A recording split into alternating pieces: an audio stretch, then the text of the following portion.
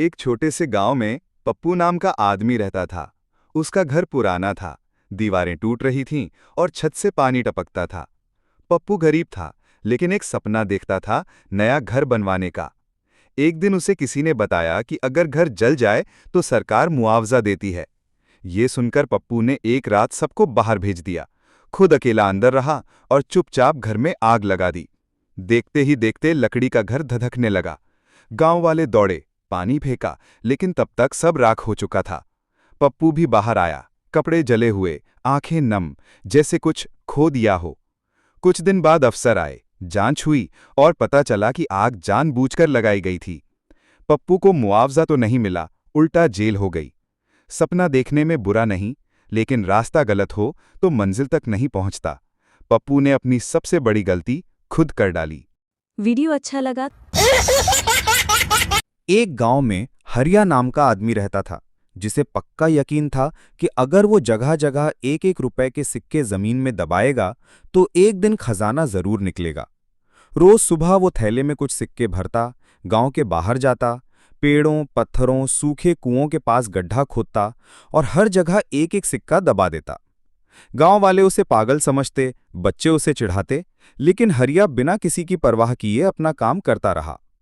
एक दिन जब वो एक पुराने टीले पर सिक्का दबा रहा था, उसकी फावड़ी किसी सख्त चीज से टकराई।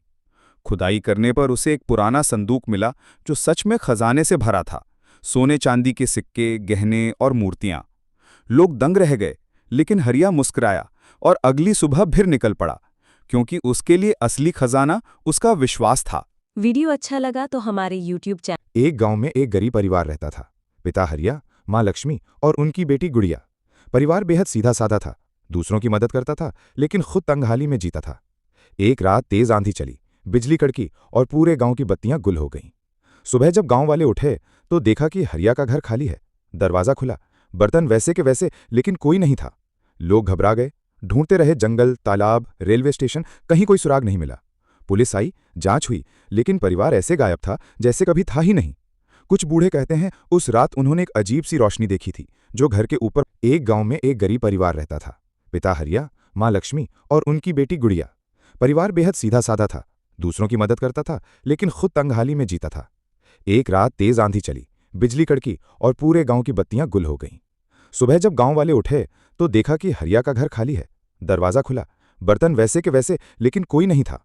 लोग घबरा गए, ढूंढते रहे जंगल, तालाब, रेलवे स्टेशन, कहीं कोई सुराग नहीं मिला। पुलिस आई, जांच हुई, लेकिन परिवार ऐसे गायब था जैसे कभी था ही नहीं। कुछ बूढ़े कहते हैं उस रात उन्होंने एक अजीब सी रोशनी देखी थी, जो घर के ऊपर मंडरा रही थी। कुछ कहते हैं वो परिवार नेक था, ऊपर वाले ने उठा लिया। आज भी वो घर गांव में वैसे ही खाली खड़ा है, जैसे किसी रहस्य को छुपाए बैठा हो। और लोग कहते हैं जो भी उस घर में रात गुजारे, उसे सपने में हरिया। जंगल के किनारे एक हिरन का बच्चा रास्ता भटक गया, कांपता हुआ झाड़ियों में छिपा था। तभी एक शेर वहां आया, भूखा था, लेकिन जब उसकी नजर डरे हुए नन्हे हिरन पर पड़ी, वो ठिठक गया। बच्चा रो रहा था, मां को पुकार रहा था। शेर ने दहाड़ने की जगह सिर झुकाया। बच्चा डर के मारे और सिमट गया, लेकिन शेर ने उसे सूंघा, पलटा और धीरे धीरे वापस जंगल की ओर चला गया। उसी रात हिरन की मां उसे ढूंढती हुई आई और देखा बच्चा सुरक्षित था। किसी ने नहीं जाना कि उस दिन जंगल का सबसे खतरनाक जानवर सबसे बड़ा दिल छोड़ गया। एक बार की बात है, एक चालाक चोर था जो रात के अंधेरे में चुपचाप चोरी करता और किसी को भनक भी नहीं लगती। एक दिन उसने शहर की सबसे बड़ी ज्वेलरी शॉप में सेंध लगाने की ठानी। शाम होते ही वो दुकान के पास पहुंचा और बड़ी सफाई से ताला तोड़कर अंदर घुस गया। सभी कीमती गहने समेट ही रहा था कि अचानक पुलिस की गाड़ी का सायरन सुनाई दिया। चोर घबरा गया, लेकिन तुरंत एक वेंटिलेशन पाइप से निकलकर पीछे की गली में भाग गया। पुलिस ने दुकान मालिक की शिकायत पर जांच शुरू की। सीसीटीवी फुटेज में चोर का चेहरा साफ दिख रहा था। अगले दिन इंस्पेक्टर राजवीर ने अपने मुखबिरों को सक्रिय कर दिया। चंद घंटों में पता चला कि ये चोर पहले भी कई वारदातों को अंजाम दे चुका है।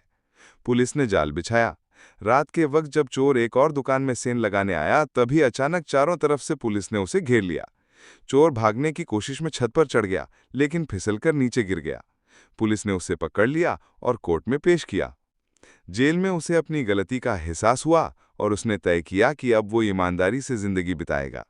इस तरह चोर एक तालाब में एक मेंढक रहता था। वो खुशी खुशी टैर करता रहता था। एक दिन एक सांप तालाब में आया और मेंढक को देखकर बोला, चलो दोस्ती करते हैं, हम दोनों साथ रहेंगे। मेंढक ने सोचा, अगर सांप ने वादा किया है तो शायद ठीक होगा। दोनों दोस्त बन गए और रोज बातें करने लगे। कुछ दिन बाद सांप ने कहा, चलो मैं तुम्हें अपनी पीठ पर बिठाकर तालाब घुमाता हूं। मेंढक खुश हो गया और बैठ गया। जैसे ही बीच में पहुंचे, सांप ने मेंढक को डस लिया। मेंढक ने कहा, तूने ऐसा क्यों किया? सांप बोला, मैं क्या करूं, मैं सांप हूं, जहर देना मेरी आदत है। सीख: स्वभाव कभी नहीं बदलता, चाहे जितना